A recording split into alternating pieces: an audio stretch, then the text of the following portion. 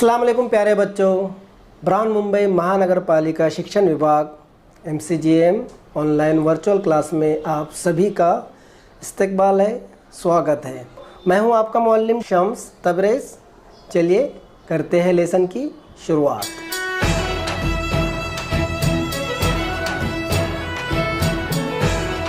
अस्सलाम वालेकुम, कैसे हैं बच्चों आप लोग? उम्मीद है खैरियत से होगे, पढ़ाई बराबर कर रहे होगे और हमारे वीडियो भी देख रहे होंगे। स्टैंडर्ड 9 पर जो वीडियो आ रहे वो वीडियो देख रहे होंगे। जैसा कि आप लोग जानते हैं, अभी तक हिंदी का एक भी वीडियो यूट्यूब चैनल पर आया नहीं था, लेकिन आज से तमाम असबाक के वीडियोस आपको इस चैनल पर मिलेंगे। तो अगर अभी तक आपने सब्सक्राइब नहीं किया तो सब्सक्राइब कर लीजिए। हिंदी के पूरे पार्ट के वीडियोस आपको जल्द से जल्द मिलेंगे।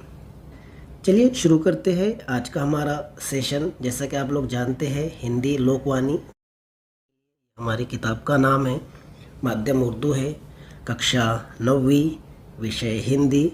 और जो इकाई हम लोग वो शुरू करने वाले हैं दूसरी इकाई। पहले हम दूसरी इकाई ख़त्म करेंगे, उसके बाद पहली इकाई के पूरे वीडियो बनाएंगे। और आज का हम जो पाठ पढ़ने वाले हैं दूसरी इकाई का पहला पाठ, जो कि दोहों की शक्ल में हमारे पास है, इसका नाम है पाठ क्रमांक पहला, गागर में सागर। इसे लिखा है बिहारी जी ने। और मैं हूं आपका शिक्षक। हाँ, जानते हैं आप लोग मुझे? नहीं ना? ठीक है, जान जाएंगे। तो मैं हूं आपका शिक्षक शम्स तबरेज़। चलिए सीधे चलते हैं हम गागर में सागर, दोहे जो बिहारी जी ने लिखे हैं उसकी तरफ। चलिए। हाँ बच्चों, सबसे पहले आपको यहाँ पर जो BMC VTC उर्दू दिख रहा है उसके सामने आपको रेड कलर में सब्सक्राइब का बटन दिख रहा है। सबसे पहले आपको सब्सक्राइब के बटन पर क्लिक करना है ताकि चैनल सब्सक्राइब हो जाए और जितने वीडियो हम अपलोड करें वो आपको फ़ौरन मिल जाए। इस तरह सब्सक्राइब कर लीजिए, ठीक है। और उसके आगे जो बेल आइकन है, देखिए दिख रहा है आपको? हाँ, ये वाला। तो इस पर भी क्लिक कर दीजिए और ऐसी नोटिफिकेशन आएंगी तो इसको ऑन कर दीजिए, बराबर। तो ये बेल आइकन भी क्लिक हो गया। अब आपको करना क्या है, डिस्क्रिप्शन में जाना है, ये रहा डिस्क्रिप्शन, यहाँ पर क्लिक करना है। क्लिक करने के बाद आपको इस तरह से इंपॉर्टेंट क्वेश्चन यहाँ पर दिखाई दे रहे हैं। दिख रहा है आपको इंपॉर्टेंट क्वेश्चन? तो जो सबक हमने पढ़े उससे रिलेटेड यहाँ पर क्वेश्चन होंगे। ये क्वेश्चन आपको क्या करना है, अपने कॉपी में लिखना है और टीचर को सेंड करना है। और उसी के नीचे आपको दिख रहा है फॉर फीडबैक फॉर्म, है ना? तो ये फॉर्म भी आपको भरना है और आपको बताना है कि ये वीडियो आपको कैसा लगा। समझ में आ गया बच्चा आपके? Very good. चलिए बढ़ते हैं आगे।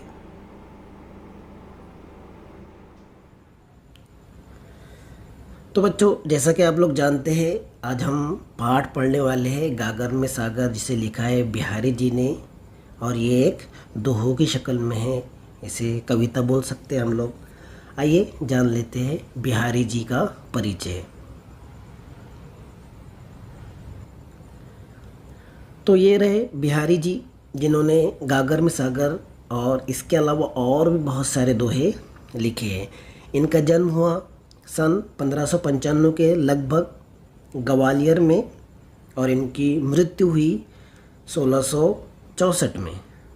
जन्म हुआ 1595 और मृत्यु हुई 1664 में। बिहारी ने, यहाँ पे जो इसके कवि है बिहारी जी, उनके बारे में बात हो रही। बिहारी ने नीति और ज्ञान के दोहों के साथ साथ प्रकृति चित्रण भी बहुत ही सुंदरता के साथ प्रस्तुत किया है। इन्होंने दोहे तो लिखे ही लिखे हैं, लेकिन उन दोहों में प्रकृति चित्रण भी बहुत सुंदरता के साथ पेश किया है। तो ये था बिहारी जी का परिचय। और ये रहे यहाँ पर आपके सामने जो तस्वीर दिख रही है, ये है बिहारी जी की। और ये पाठ जो हम पढ़ रहे गागर में सागर, ये इन्होंने ही लिखा है। चलिए बढ़ते हैं आगे।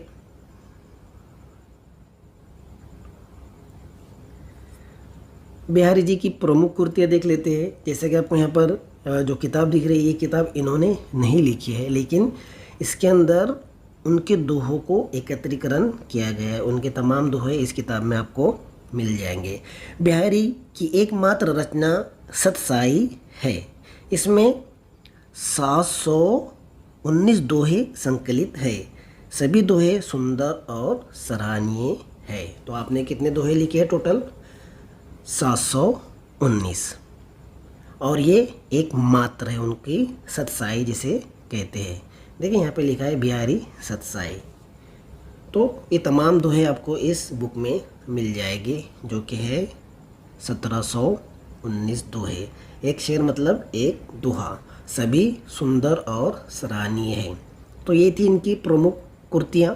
किसकी? हाँ, गागर में सागर जिन्होंने लिखा है बिहारी जी ने, उनकी ये प्रमुख कृतियाँ हैं। चलिए बढ़ते आगे और देखते हैं इस पाठ से, इस दोहों से, इस कविता से हमें क्या सीख मिलती है, क्या सीखने के लिए मिलता है।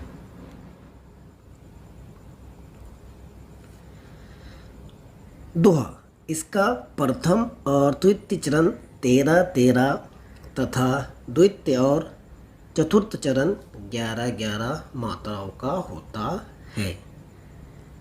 क्या इसका प्रथम और तृतीय यानी पहला और तीसरा कौन सा चरण है? इसमें पहला और तीसरा चरण 13-13 मात्राओं का होता है और दूसरा और चौथा 11-11 मात्राओं का होता है। आइए समझते हैं इसको। हाँ, देखिए यहाँ पर ये पहला चरण का पहला शेर है। क्या है? पहले चरण का पहला शेर है। यहाँ पर हम काउंट करते हैं कितने मात्रा है। यहाँ 1 2 3 4 5 6 7 और 8। ये पहले चरण का पहला है, तो यहाँ पर कितने हुए? 8। ध्यान में रखिए।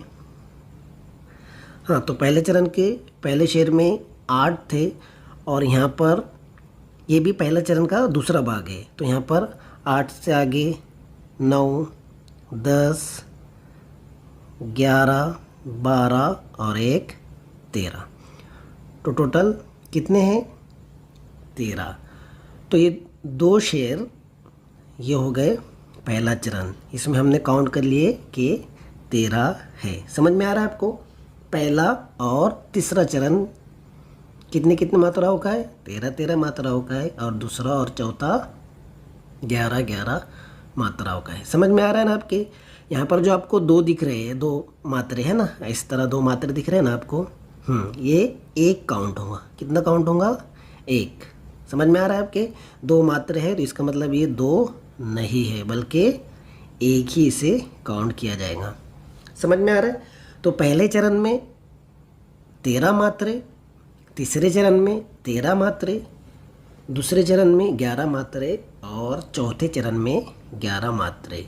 इस तरह के ये दोहे हैं। समझ में आ रहा है आपको? आपको ये सवाल पेपर में आ सकता है, तो इसको आप ध्यान में रखिए। समझ में आ रहा है आपके? चलिए,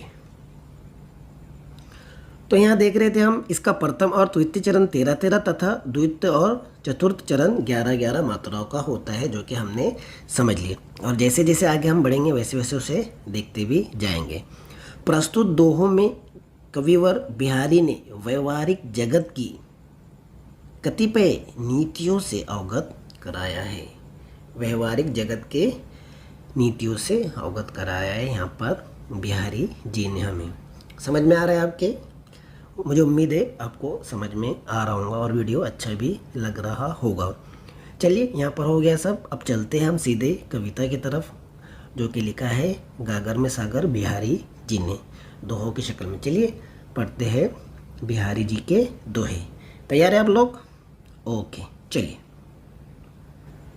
बढ़ते आगे। गागर में सागर जिसे बिहारी जी ने लिखा है, इसके दोहे पढ़ते हैं और उसके समझने की कोशिश करते हैं। या अनुरागी चित्त की गति समझे नहीं कोई। या अनुरागी चित्त की गति समझे नहीं कोई। जो जो बुढ़े श्याम रंग त्यो तो उज्ज्वलु होई। या अनुरागी चित्त की गति समझे नहीं कोई। जो जो बुढ़े श्याम रंग त्यो तो उज्ज्वलु होई। क्या कहना चाह रहे हैं यहाँ पर कवि इन पंक्तियों के माध्यम से ये कहना चाह रहे हैं कि ईश्वर की भक्ति से होने वाले चमत्कार और उसके लाभ का वर्णन इस पंक्तियों में कवि ने किया है। इन पंक्तियों में क्या किया है कवि ने? हाँ, ईश्वर की भक्ति से होने वाले चमत्कार और उसके लाभ के बारे में यहाँ पर कवि बता रहे हैं बिहारी जी। कवि के अनुसार इस प्रेमी मन को कोई समझ नहीं सकता। जो हमारा मन है, जो हमारा दिल है, ये प्रेमी मन है, इसको कोई समझ नहीं सकता, कभी इधर तो कभी उधर। जैसे जैसे ये श्याम रंग मतलब के भगवान श्री कृष्ण की भक्ति में डूबता जाता है, वैसे वैसे ये और उज्ज्वल अर्थात और अधिक निर्मल होने लगता है। क्या कह रहे हैं यहाँ पर कि जैसे जैसे वो श्याम रंग यानी श्री कृष्ण की भक्ति में डूबता जाएगा, वैसे वैसे और उज्ज्वल और ब्राइट जिसे कहते हैं हम, और निर्मल यानी साफ सुथरा होते जाएगा। श्याम रंग यानी श्री कृष्ण में रम जाने से इंसान के मन में भक्ति और प्रेम की भावनाएं और अधिक प्रबल होने लगती है और ज़्यादा बढ़ने लगती है। ऐसा कह रहे हैं यहाँ पर बिहारी जी के भगवान श्री कृष्ण की भक्ति में डूबने से इंसान और उज्ज्वल हो जाता है और भगवान श्री कृष्ण के रंग में रंग जाने से इंसान के मन में भक्ति और प्रेम की भावनाएं और अधिक प्रबल होने लगती है। या अनुरागी चित्त की गति समझे नहीं कोई। वही कह रहे हैं यहाँ पर बिहारी जी, या अनुरागी चित्त की गति समझे नहीं कोई, जो जो बुढ़े श्याम रंग यानी जैसे जैसे श्याम रंग बढ़ता जाएगा त्यों तो उज्ज्वल होई, वैसे वैसे वो क्या होते जाएगा और उज्ज्वल होते जाएगा, निर्मल होते जाएगा, साफ सुथरा होते जाएगा, ब्राइट होते जाएगा। समझ में आ रहा है आपके? Very good. तो क्या धुआता है? या अनुराग चित्त की गति समझे नहीं कोई, जो जो बुढ़े श्याम रंग त्यों तो उज्ज्वल होई। चलिए बढ़ते हैं अगले दोहे की तरफ।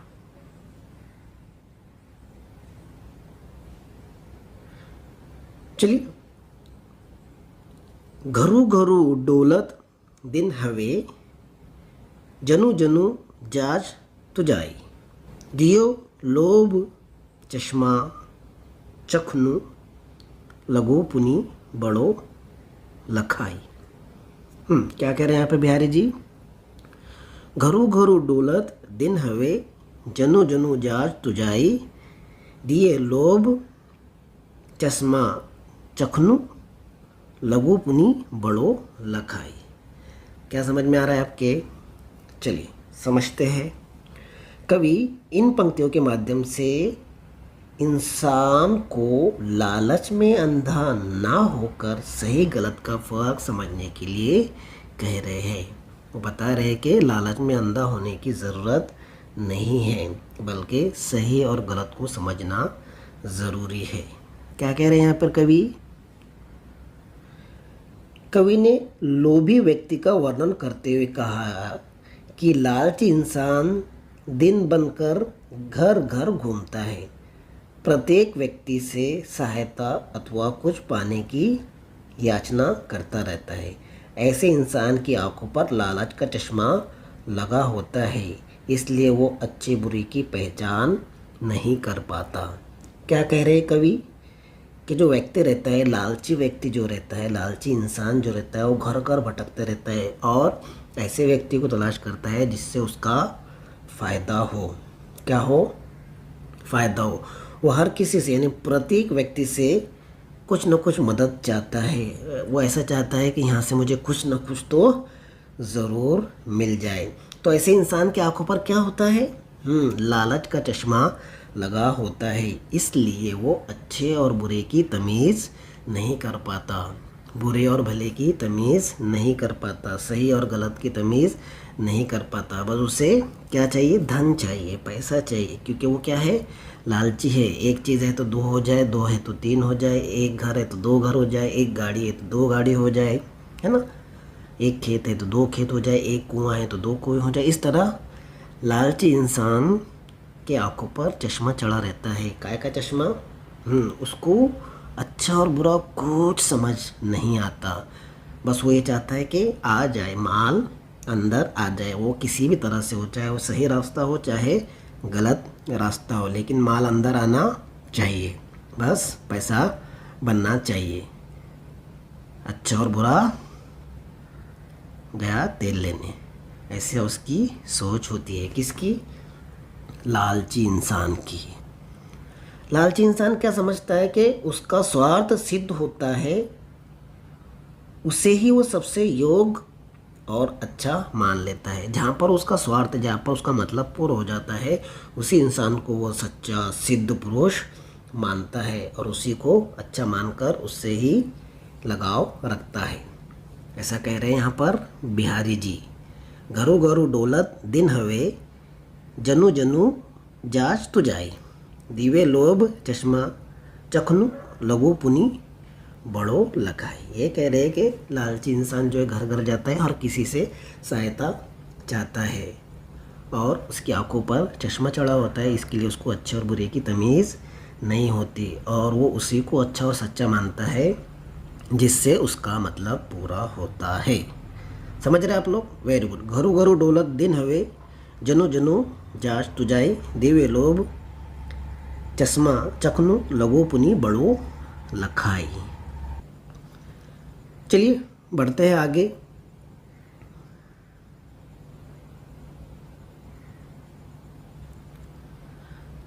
कनक कनक तो 100 गुनी, मादकता अधिकाई, उही खाए बोराई जगू, यहीं पाए बोराई।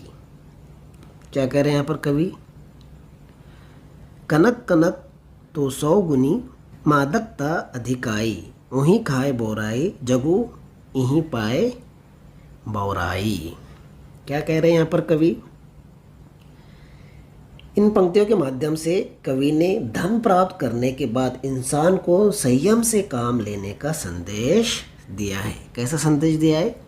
संयम से काम लेने का संदेश दिया है। कैसे? जानते हैं। कवि ने धन अर्थात कीमती धातु सोने को धतूरे से अधिक मादक अर्थात नशीला बताते हुए कहा। कैसा बताया है? सोने को धतूरे के फूल से भी ज़्यादा नशीला। धतूरे का फूल पता है ना आपको? उससे क्या होता है? नशा होता है उससे। तो वही कह रहे हैं यहाँ पर बिहारी जी कि सोने का यानी कीमती चीज़ों का और पैसों का नशा उससे भी ज़्यादा अधिक है। वो बता रहे कि नशीला बताते हुए कहा, धतूरे के फूल से ज़्यादा नशीला बताते हुए कहा कि धन का नशा धतूरे के नशे से 100 गुना अधिक होता है। धतूरा खाने से इंसान को नशा होता है, लेकिन धन प्राप्त होने मात्र से ही इंसान पर एक नशा छा जाता है। समझ में आ रहा है आपके? जब इंसान के पास पैसा आ जाता है तो उसको एक नशा चढ़ जाता है कि मेरे पास पैसा है, मैं अब किसी से कम नहीं हूँ, मैं पैसे से हर चीज़ खरीद सकता हूँ। लेकिन उसे पता नहीं है कि पैसे से हर चीज़ खरीदी जा सकती है। बराबर ना? पैसे से हर चीज़ खरीदी जा सकती है कि आप मुझे बताइए। पैसों से आप बिस्तर खरीद सकते हैं, नरम नरम बिस्तर खरीद सकते हैं, बड़े बड़े बेडरूम बना सकते हैं, एसी लगा सकते हैं, फुल फर्निश बेडरूम बना सकते हैं, कीमती तकिए लगा सकते हैं, कीमती गद्दा लगा सकते हैं। लेकिन क्या आप नींद खरीद सकते हैं? जी नहीं, बिल्कुल नहीं खरीद सकते नींद। उसी तरह आप दुनिया भर की क्लासेस लगा सकते हैं पैसों के माध्यम से, दुनिया भर की किताबें बुक्स खरीद सकते हैं, बड़े से बड़ा टीचर आप लगा सकते हैं। लेकिन क्या इल्म खरीद सकते हैं आप पैसे से? नहीं खरीद सकते। सब कुछ पैसे से नहीं खरीदा जा सकता। सुकून, सबसे बड़ा सुकून जो होता है वो हम पैसों से बिल्कुल भी खरीद नहीं सकते। तो यही कहना चाह रहे हैं यहाँ पर बिहारी जी कि पैसे का नशा इंसान में नहीं आना चाहिए। जब उसके पास पैसा आ जाए तो संयम से काम लेना चाहिए, ऐसे ही पैसे उड़ाना नहीं चाहिए, है ना? संयम से काम लेना है, इत्मीनान से काम लेना है। ऐसा नहीं कि पैसा आया तो बस खर्चा करो और बाद में फिर भीख मांगते बैठो। बराबर ना? ऐसा होता है। तो संयम से काम लेने का और उसको आराम से खर्च करने का। आराम से खर्च करने मतलब जहाँ ज़रूरत हो वहाँ पर खर्च करें और बिला ज़रूरत पैसा खर्च नहीं करना चाहिए। जैसा कि मैंने आपको भी बताया कि पैसों से हर चीज़ हम नहीं खरीद सकते। समझ में आया आपके? तो पैसे का नशा वैसा ही है जैसे धतूरे के फूल, बल्कि धतूरे के फूल में जो नशा है उससे भी अधिक 100 गुना नशा पैसे में है, माल में है, सोने में है।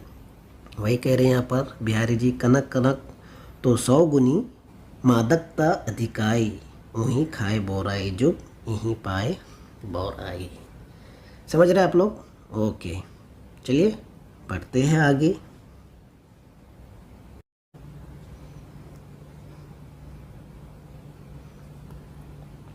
देखिए यहाँ पर क्या कह रहे हैं बिहारी जी, गुनी गुनी सबको कहे, निगुनी गुनी न हो तू, सुनाइए कहू तरु अर्क तो अर्क समान उदोत।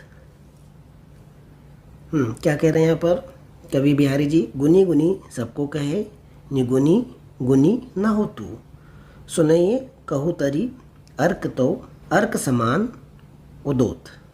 इन पंक्तियों के माध्यम से कवि ने नाम से अधिक कर्म का महत्व होने का संदेश दिया है कि सिर्फ नाम ही नहीं होना चाहिए बल्कि उसके कर्म भी होने चाहिए। क्या होने चाहिए? कर्म होने चाहिए। कवि ने बताया है कि किसी अगुणी अर्थात अयोग्य इंसान को गुनी गुनी कहने मात्र से वो गुनी नहीं बन सकता।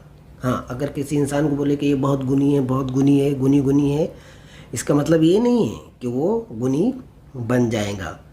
कवि ने अर्क मदार का पेड़ और अर्क सूर्य का उदाहरण देते हुए पूछा है कि दोनों का नाम समान होने के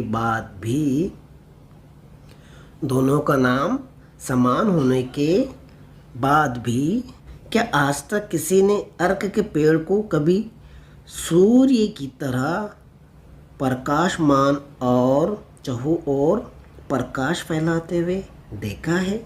क्या कह रहे कवि यहाँ पर कि अर्क का पेड़, अर्क एक पेड़ है जिसे मदार का पेड़ कहते हैं और अर्क सूरज को भी कहते हैं, बराबर ना। अर्क एक पेड़ का भी नाम है और अर्क जो है सूर्य का भी नाम है, सूरज का भी नाम है। तो सिर्फ नाम होने से क्या काम भी हो जाता है? अर्क के पेड़ को कभी आपने उगते हुए देखा है, निकलते हुए देखा है सूरज की तरह और सूरज की तरह रोशनी फैलाते हुए देखा है? नहीं ना। अर्क का पेड़ पेड़ है और सूरज क्या है? सूरज है। तो वहीं यहाँ पर कह रहे बिहारी जी कि किसी शख्स को, किसी इंसान को, किसी व्यक्ति को गुनी गुनी कहने से, महान महान कहने से वो गुनी और महान नहीं हो जाता है। उसका नाम महान होने से वो महान नहीं हो गया, उसका नाम गुनी होने से वो गुनी नहीं हो गया, बल्कि क्या होना चाहिए? काम होना चाहिए, काम गुनी होना चाहिए। नाम को महत्व नहीं है, इससे पहले भी मैंने आपको बहुत बार बताया हो, नाम महत्व नहीं है बल्कि क्या महत्व है? कर्म महत्व है। हमारे साथ क्या जाता है? हमारे कर्म जाते हैं, अच्छे और बुरे आमाल हमारे साथ जाते हैं, ना कि हमारा नाम हमारे साथ जाता है। हम तो दुनिया से चले जाएंगे लेकिन क्या रह जाएगा हमारा? हाँ, हमें हमारे काम से ही याद किया जाएगा। काम अच्छे हैं तो हमारे जाने के बाद भी हमको हमारे काम से याद किया जाएगा। यही कह रहे हैं यहाँ पर बिहारी जी। चलिए बढ़ते हैं आगे। नर की अरु नलनेर की गति एक एक करी जोई, जो तो नीचो हुए चलो तो ऊंचे हुई। क्या कह रहे हैं यहाँ पे? नर की अरु नलनीर की गति एको करी जोई, जो तो नीचे हुए चलो तो ऊंचो हुई। क्या कह रहे हैं यहाँ पर कवि? इन पंक्तियों के माध्यम से कवि ने विनम्रता और परोपकार का संदेश दिया है। यहाँ पर जो दोहा आप देख रहे हैं उसमें नम्रता, विनम्रता, परोपकार का संदेश दिया है। कवि ने नल के पानी और सच्चे इंसान के बारे में बताया है कि इन दोनों की गति एक जैसी होती है। अर्थात अंततः इन दोनों का परिणाम एक जैसा ही होता है। नल का पानी भले ही ज़मीन में कितना ही अधिक नीचे से आगे बढ़े, एक समय ऐसा आता है कि जब वो नल से ऊपर अर्थात बाहर आता है। उसी तरह इंसान जितना अधिक विनम्रता से नीचे झुकता है उतना ही अधिक ऊपर उठता है, मतलब महान बन जाता है, उसे समाज में सम्मान प्राप्त होता है। समझ रहे आप लोग? दोनों की गति एक समान है। किसकी? सच्चे इंसान की। सच्चे इंसान का फोटो मैंने यहाँ पे लगाया नहीं, मुझे पता नहीं कौन सच्चा इंसान है, इसके लिए इसे ब्लैंक रखा है। सच्चे इंसान का है वो जितना विनम्र होगा, जितना नीचे झुकेगा, है ना। अल्लामा इकबाल का शेर भी है कि दाना खाक में मिलकर गुले गुलजार होता है। बराबर ना, सुने होंगे ना आपने। तो वही कह रहे हैं यहाँ पर, विनम्रता होना चाहिए हमारे अंदर, नरमी होना चाहिए, लोगों से बात करने की तमीज़ होना चाहिए। क्या होना चाहिए? तमीज़ होना चाहिए। वही कह रहे हैं यहाँ पर कि हमारे अंदर विनम्रता होना चाहिए, परोपकार की भावना होनी चाहिए। परोपकार मतलब एक दूसरे पर हम उपकार करते रहे, सबकी भलाई करते रहे। वही यहाँ पर कह रहे हैं बिहारी जी। तो यही संदेश दिया यहाँ पर बिहारी जी ने कि हमें क्या होना चाहिए? विनम्र होना चाहिए और परोपकार की भावना हमारे अंदर होना चाहिए। चलिए बढ़ते आगे। अति अगाधु अति अवतरो नदी कपू सरवाई, सौ ताको सागर जहाँ उसकी प्यास बुझाई। क्या कह रहे हैं यहाँ पर कवि? इन पंक्तियों के माध्यम से कवि ने स्पष्ट किया है कि ज़रूरत के समय इंसान के लिए कोई इंसान या वस्तु छोटी या बड़ी नहीं होती। क्या? कवि ने स्पष्ट किया है कि ज़रूरत के समय इंसान के लिए कोई इंसान या वस्तु छोटी या बड़ी नहीं होती है ना। बोलते ना हम कि वक्त पड़ा तो गधे को भी बाप बनाना होता है। वही समझाना चाह रहे हैं यहाँ पर बिहारी जी।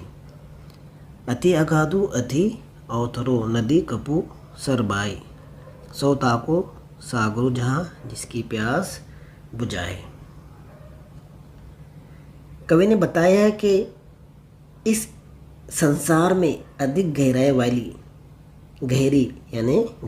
यानी गहरी और बहुत कम गहराई वाली यानी छिछली कई नदियाँ, कुएं, तालाब और बावड़ियाँ हैं, लेकिन एक प्यासे इंसान के लिए इनमें से वही सागर के समान है जहाँ उसकी प्यास बुझ जाए। क्या हो जाए? बुझ जाए, है ना। कितने बड़े बड़े सागर है, समंदर है, दरिया है, नदियाँ है, कुएं हैं, तालाब है, लेकिन उसकी प्यास एक गिलास भर पानी ही बुझा देता है। बराबर ना। तो यहाँ पर यही कहना चाह रहे हैं बिहारी जी कि वक्त पर हमारे जो काम में आए उससे काम ले लेना चाहिए, है ना। अभी हम बोलेंगे कि नहीं मुझे गिलास भर पानी नहीं चाहिए बल्कि मुझे तालाब ही चाहिए, है ना। तालाब से भी आपकी प्यास बुझेंगी, मतलब तालाब में से भी आप एक ही गिलास पानी पिएंगे और मटके में से अभी आप एक ही गिलास पानी पिएंगे। वही कह रहे हैं यहाँ पर बिहारी जी। बढ़ते आगे।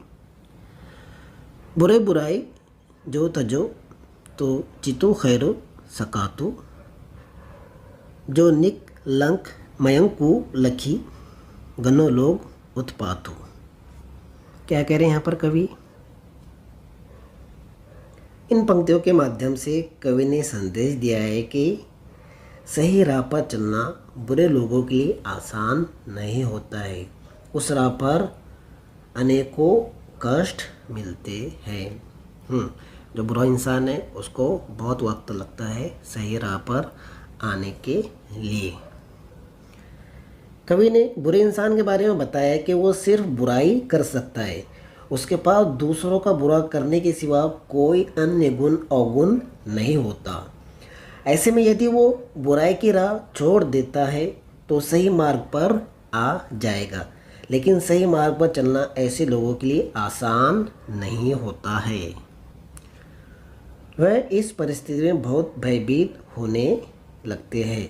दाग वाले चांद को देखने की हमारी आदत है, अब उसमें से दाग हटा दिए तो हमें वो अजीब लगेगा। यही कह रहे हैं यहाँ पर बिहारी जी। ऐसी लोक कथा है कि एक समय ऐसा आएगा जब चंद्रमा पूरी तरह कलंक रहित हो जाएगा। उस दिन धरती पर प्रलय आने की संभावना जताई जाती है। ये कह रहे इस पंक्ति के माध्यम से कवि बिहारी जी। बढ़ते आगे।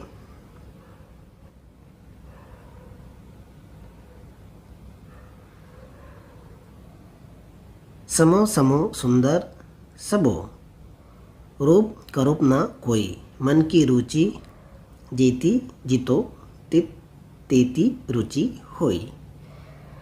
हाँ, क्या कह रहे हैं यहाँ पर बिहारी जी? इन पंक्तियों के माध्यम से कवि ने यह संदेश दिया है कि ईश्वर द्वारा बनाए गए इंसान संसार में कोई भी वस्तु अथवा जीव व्यर्थ अथवा अनुपयोगी नहीं है। सभी अपने भीतर कोई न कोई विशेषता धारण किए हुए है। हाँ, क्या बता रहे इस दोहे के माध्यम से कि दुनिया में कोई भी बेकार चीज़ नहीं है, सब में कुछ न कुछ गुण है, सब किसी न किसी काम के लिए बनी है। कवि के अनुसार इस संसार की हर वस्तु खूबसूरत है, सबकी अपनी अपनी विशेषताएं हैं। बस समय समय की बात है कि मन की रुचि जिस वस्तु में होती है वो उसके लिए सुंदर हो जाती है, और जिसमें अरुचि होती है वो करूप, हाँ, जिसमें हमारी रुचि होती है, जिसे हम पसंद करते हैं वो हमें अच्छी लगती है, और जो हमारे काम की नहीं रहती, मतलब की नहीं रहती, वो हमें पसंद नहीं रहती। उम्र, समय, परिस्थितियों आदि के अनुसार मन की रुचि अरुचि बदलती रहती है, हमारी पसंद और नापसंद बदलती रहती है। वही कह रहे हैं यहाँ पर बिहारी जी। तो बच्चों, यहाँ पर हमारी कविता समाप्त होती है। मुझे उम्मीद है आपको ये कविता समझ में आए होंगे, बिहारी जी के दोहे समझ में आए होंगे। तो बच्चों, आज की वीडियो में बस इतना ही है। मुझे उम्मीद है आपको ये वीडियो पसंद आया होगा। वीडियो पसंद आया तो वीडियो को लाइक कीजिए, शेयर कीजिए, चैनल को सब्सक्राइब नहीं किया तो चैनल को सब्सक्राइब कर लीजिए। मिलते हैं नेक्स्ट वीडियो में, तब तक के लिए अपना ख्याल रखिए, बाहर मत निकलिए, पढ़ाई बराबर करते रहिए, और ख़ास बात अपने वालिदैन की खिदमत कीजिए। अल्लाह हाफिज़। तो बच्चों, मुझे उम्मीद है आपको आज का लेसन पसंद आया होगा। आज की वीडियो में बस इतना ही। मिलते हैं हम नेक्स्ट वीडियो में, तब तक के लिए अल्लाह हाफिज़।